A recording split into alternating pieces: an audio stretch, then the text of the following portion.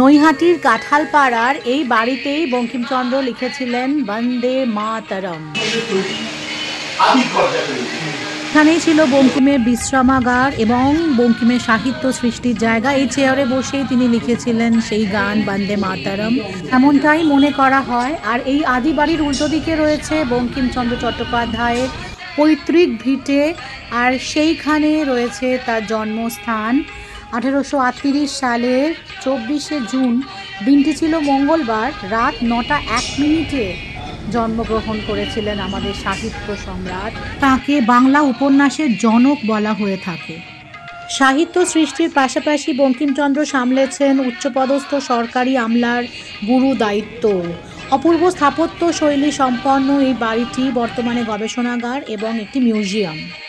এই আদি ঘরে সৃষ্ট বন্দে মাতরম 1950 সালে ভারতের জাতীয় গানের স্বীকৃতি পায়।